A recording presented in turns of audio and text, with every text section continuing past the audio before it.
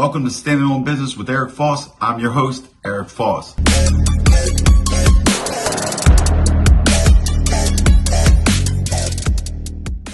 Good afternoon, everybody. Welcome to Standing on Business with Eric Foss. I'm your host, Eric Foss. Guys, today is going to be the first segment, and I'm going to give you a double header. Today is going to be, we're going to do this every Friday. We're going to call this Shut Up and Listen. That's what it's going to be. Shut up and listen. Who's on deck first that needs to shut up and listen? Well, this guy's pretty popular. You guys have all heard of him. Vlad from VladTV.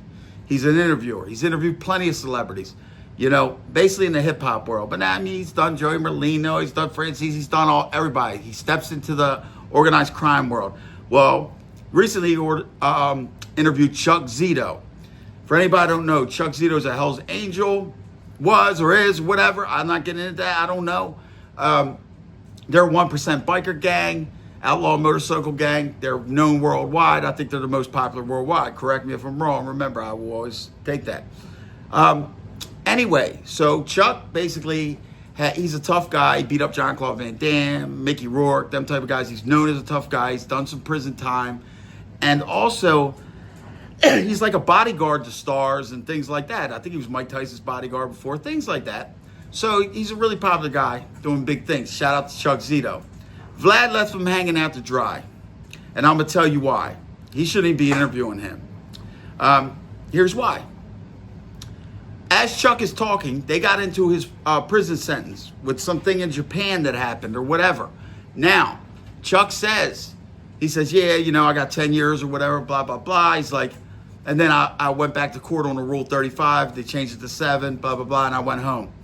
Right then and there, Vlad should have stopped him, but they moved on. Okay, here's the problem. What happened was, by Vlad not stopping him, everybody out here hears a Rule 35. What's the first thing everybody thinks? Rat. Sit back, shut up, and listen. Rule 35 just means post-conviction, okay? Which means you've already been convicted or something like that. What you got to pay attention to is there is a letter afterwards, okay? Here's an example. Your statute minimums and maximums are set by Congress, which means judges can't go below them or above them unless certain reasons to go below them, which would be a cooperator. Now, let's just say, for instance, your maximum sentence set by Congress is 10 years, but you get a federal case and your guidelines are 12 years. And the judge gives you the 12 years, which was acceptable in your guidelines. What you would do then is you would have to file a Rule 35A, which Chuck Zito was talking about. A Rule 35A is filed to correct an illegal sentence, which that would be an illegal sentence because your maximum is 10 years and he gave you 12. You guys with me so far? Okay. Now, a Rule 35B is somebody who is already convicted or whatever. They're already doing time. They may find out some information or somebody. They may have already gave information. Now it's coming through, things like that. Maybe they're going back to, they're going back to court, testifying against people. Yes, that is a Rule 35B. But for this situation right here, Chuck Zito is not a rat. He had an illegal sentence and he went back to court and corrected it under 35A. A, not B. Okay, now let's get into a little bit, springboard off that a little bit. This is a big problem. People don't know what to look for. They don't know what means what. And we'll break this down today. I'm going to do this for you. It's just like this. I see people on here on this YouTube. This is not, they're in a fantasy land. I live over here in reality, okay? I see them how they pull up people's paperwork. They get this and they get this and they get that. And everybody's screaming PACER, Freedom of Information Act, all this kind of stuff. I'm sitting back laughing my ass off. You people don't even know what to look for. You understand what I'm saying? Let me explain something to you. The easiest way, and let's see, when you're seeing all these 302s and things like that that are being put out there, like on Michael Francis, Sammy the Bull, Mikey Scars, and them type of guys, yes, you can get their 302s and stuff because they testified in open court. So at that point, they were turned over to the defense probably the day before trial or whatever so they could cross-examine them, obviously. But you can't just get that just on a guy and then everybody copped out and things like that. So that's where you're mistaken. But now if you want to get the guy who thinks that he can hide and stuff like that, here's what you do. It's called LexisNexis. And also James Proctor, Jeff Nadu, all them guys who actually do their research and stuff, I don't know if you guys use LexisNexis, but you should. Because all you got to do is go in there and you could just type in John Gotti, right? John Gotti appealed his case. So his whole case pops up because when you appeal, we'll call everything an appeal now. I know there's 2255, 2241s, direct appeals, you do compassionate release, all that kind of stuff. I know that. But we were just say broad, just say appeals, okay? What will happen is now that's public information. So they will publish it on LexisNexis. So if you type in John Gotti, you really want to know what happened with John Gotti's case, you don't want to listen to Sammy the Bullshitter, get LexisNexis and type it in. It's right there. So, but this also does that. If you say you filed, when the compassionate release was going on, like if you go on there on the computer and you Google me, Eric Foss Baltimore, right? First thing you'll see pop up is my compassionate release I filed to get out, which everybody was doing. Every time a new law or any type of thing comes out, everybody gets excited to do it. Some guys in there, this is what you look for. The guy who doesn't want to file it. Everybody wants to go home. Why don't he want to file it? I'll tell you why. Because when you file any of them appeals, you open the case up. Now it is public knowledge. Now they any appeal you look at, it will say, all the legal mumbo jumbo, whatever you're appealing, and this one did, whatever, who cares? But at the end of the day, it always has back history of the case. And that's where they go through exactly what happened. And it would say in there if the person cooperated at the time, you know what I mean? That's how I've seen a lot of rats get called out through LexisNexis. I'll give you one you could do, and it's a name. He's in hip hop stuff. Jimmy Henchman. Okay, he's doing a life sentence. He's the one who got 50 Cent's friend unalived. Now, he's doing a life sentence and he cooperated. You say, how's that work, Eric? Well, guess what? I just told you, LexisNexis, Jimmy Henchman. It's a big case, you'll see it. But for all you researchers, you can go in there and also pull up these guys' cases as long as they appealed. So, like I'm saying, if you click on mine, which you could do, I don't mind if you do, I don't care about that stuff, they will tell you the whole back history of my case, and then they'll also go into why they didn't release me on compassionate release. So, when I was in the joint and this came through, I would look at the people who were leery to file that compassionate release. Do you understand? Because they know we got the computer right there. I'll give you a quick funny story. I went up to the computer, and everybody always thinks, now listen, you guys can tell I know a little bit of law. Well, some Norman case had passed about career offenders, and my buddy was a career offender and would no longer have been. So he was doing a long stretch. So I'm down there every day now, all of a sudden on the computer, because I know about this stuff. He doesn't. So all of a sudden I'm on this computer every day. You get these guys, every time I'm on it, they'd be like, doing like that. Like, what am I pulling up? Am I pulling up their names, stuff like that? You got to look out for that kind of stuff too. So for you guys who want to know who cooperated, LexisNexis, and for you researchers who want to really get these cases right and not miss nothing, don't use Wikipedia. Don't use Pacer. Use LexisNexis. Another thing we're going to get into, sealed paperwork. That's going around here. It's going around here on both sides, so don't think I'm taking sides here or nothing. Everybody who's been saying something on this, I want you to right now take time to sit back, shut up, and listen. Just because a person's case is sealed does not mean that they are a rat. There's been some people called out around here for having some sealed cases. Guess who else's case is sealed? Mine. But I just told you can look it up because I appealed it. Now let me explain to you why my case is sealed. You got to understand, you guys are living out here in a fucking, in a fantasy land. Okay? You're living in a fantasy land. Okay? The stuff that happens to cooperators and stuff like that, and people in prison and stuff.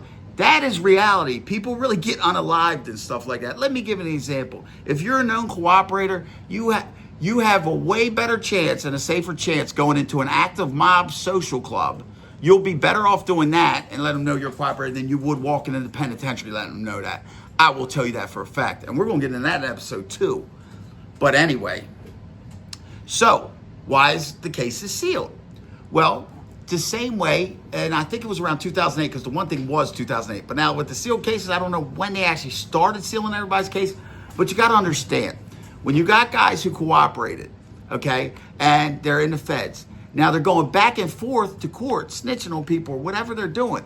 You don't think that they're going to the feds saying, hey, man, this is what they're looking for in there. You know what I mean? They're looking for PSIs. Why do you think PSIs went out the window? They're looking for this. They're looking for that. So they got to continuously block things. So now this was the easiest one they could ever block. Somebody, like, let's give an example. Say it's 4 of us. We're going to use 4. And say it's 3 stand-up dudes, right? And everybody cops out, so we'll never know who told, basically. But there's a little suspicion on one dude. Now, the 3 stand-up dudes case is open. But the one bad dude's case that could be bad, it's sealed. Obviously, he cooperated. But this was the easiest fix. They don't got to make fake paperwork. They don't got to do none of that.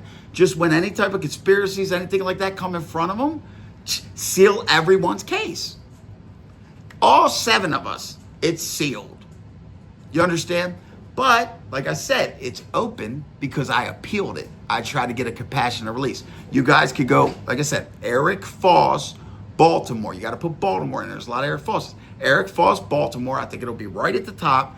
That is my case that is sealed. But if you punch on that, I appealed it. So the case is wide open. You understand? So especially with them compassionate releases, the cooperators didn't want to file them because obviously your lawyer is going to say, hey, he should be eligible for compassionate release. He cooperated with you. Okay, there that is. So I hope I gave you some knowledge on them things that I've talked about so far. Now, this next part I'm going to get into, this is for, we're going to call them Nancy's. Like how they got Karens. These are Nancy's. Now, here's the thing. I'm not calling nobody out, but we're going to tell a short story. And then we're going to say, what would Nancy do? But I'm going to tell Nancy, and when I say Nancy, I mean them all. I want you Nancy's to sit back and listen. I'm not going to tell you to shut up and listen because the Nancy's are older women.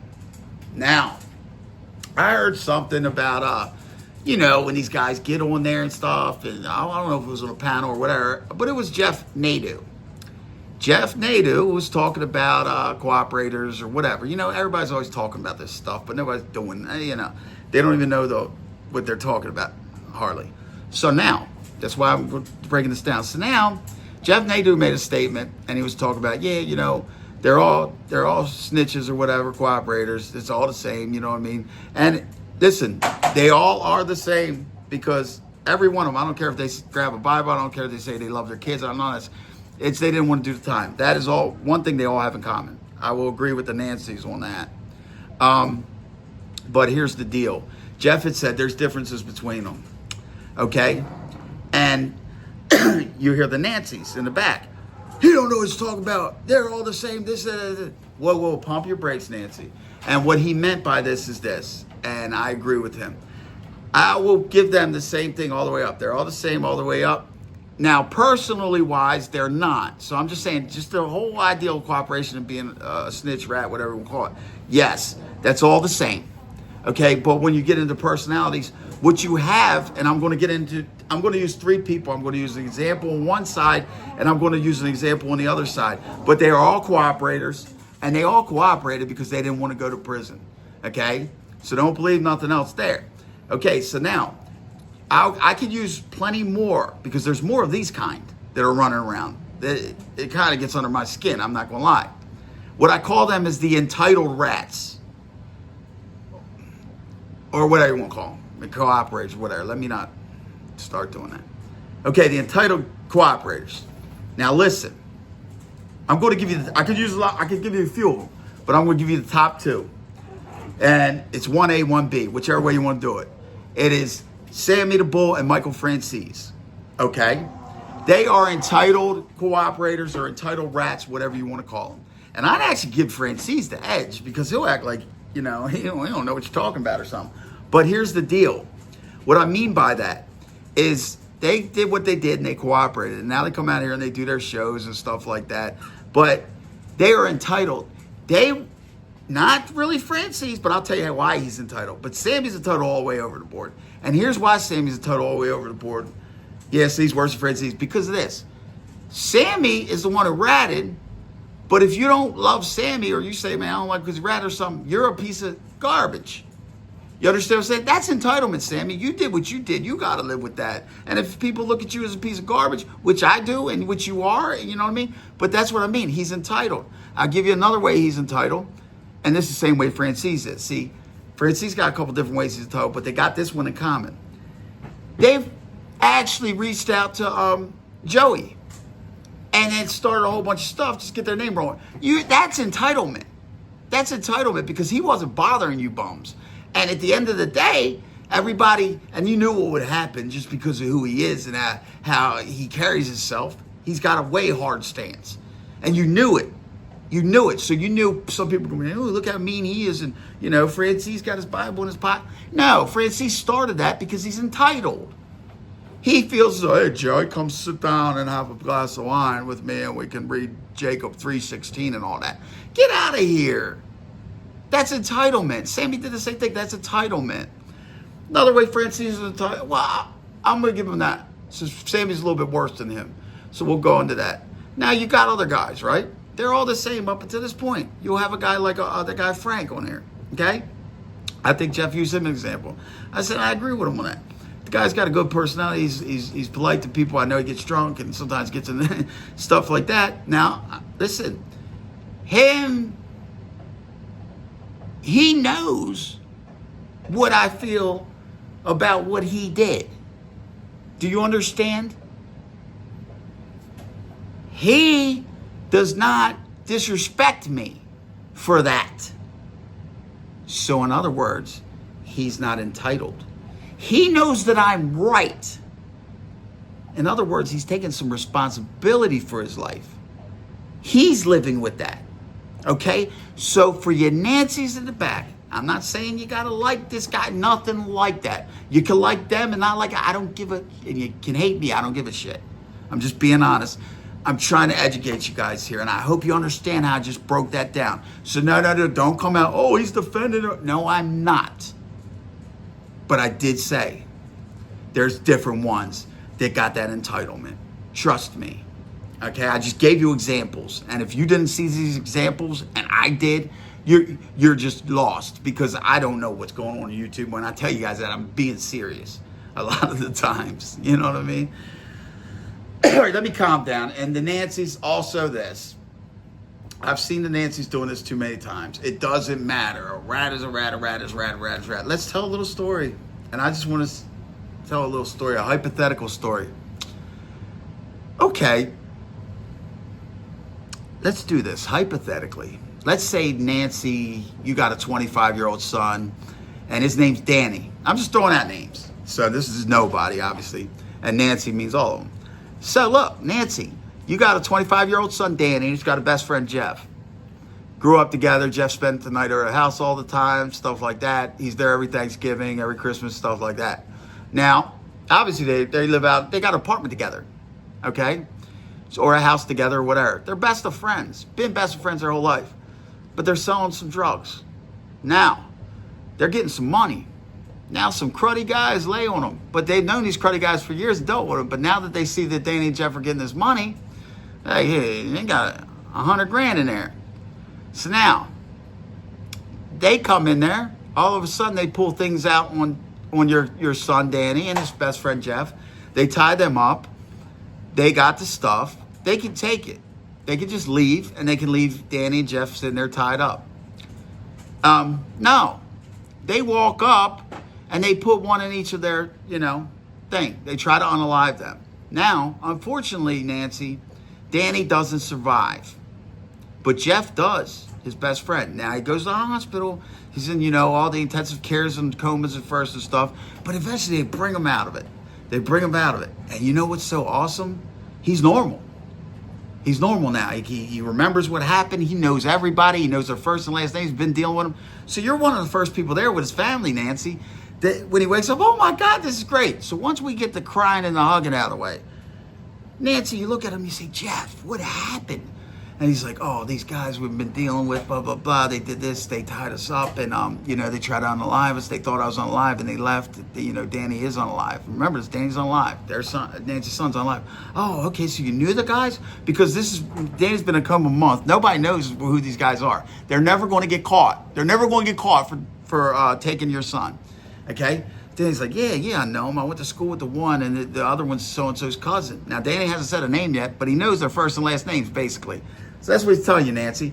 And as this is happening, always remember this. In them hospitals, after somebody's shot or something like that, you always got them lurking. The detectives are always in the hallway, ready to run in and be the first ones to talk to you. Trust me. Homicide always shows up, even nobody was unalive. Anyway, so the detectives run in there. Oh, God, Jeff. And he see with Nancy, the detective's like, this ball game, we're going to get everything here. And Jeff says, oh, get out of the room. No, we want to ask you what happened. You're the victim here, and your friend is unalived. Get out of the room. I'm not a rat. Nancy. He looks at you then, and you look at him like, I thought you know their first and last names. He says, I do. Well, but Nancy, I'm not a rat. Nancy, is Jeff coming to any more Thanksgiving dinners? What do you think of Jeff, Nancy? My point isn't to disrespect the Nancys. My point is this. The same way people, and I've made an insensitive comment before, I think people know about that, and it affected somebody's family member who was unalived, okay, is the same way you're making them statements and other people are hearing it. So Nancy, I will say this. I don't think you would invite Jeff to any more Thanksgiving dinners. I think you would call Jeff a scumbag. But now, Nancy, I think if Jeff told on them guys and got up there and testified and put them away or got them the ultimate punishment for doing that to your son, I think he'd still be allowed to Thanksgiving. What do you guys think? How did you guys enjoy this? Because I'm coming back for episode 2. Let me know in the comments. Subscribe, share. You know what I mean? We're staying on business over here. I hope I put on a good show. This is going to be every Friday, guys. And today, Vlad had to shut up and listen. And Nancy's, you guys just sat back and listened. You know what I mean? Because no hard feelings to you. Anyway, I hope you guys learned something today. You know what I mean? We'll get it. Next episode is going to be on Whitey Bulger. But everybody knows who he is. He's a cooperator, stuff like that.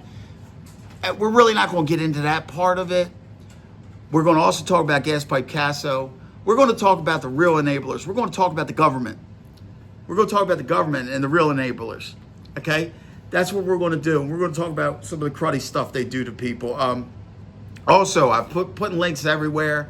I told you I gave my my buddy, I hooked him up with Chad Marks. They did an excellent interview. You got to see it, especially Nancy's. If you got kids, let them see it. Trust me. Awesome story. And once again, this is why I put Vlad on here, because that's one of my best friends. And look what I did. He's got it. Man, they got tons of views. Listen, just being shared everywhere right now. And let me tell you something. It's probably one of Chad's top 5. Let me tell you something. Why didn't I do it? Because I'm not in that position to interview him right now. Just as Vlad should not be interviewing Chuck Zito. So Chuck Zito should have been interviewed by me, guys. Let's be real. All right, guys. Let's get it cracking, man. Let's get it popping. And listen, I'm doing this doubleheader today. And look, I just want you guys to know, I hope you don't get burnt out on me today, because what it does is, like, if I put 2 out right back to back, and I'm doing it, it's like, I don't know if it messes up in the algorithm, whatever, but the views go down, stuff like that, my ads, and that's how I get paid. I don't get many donations or anything like that, so that's how I'm working my channel.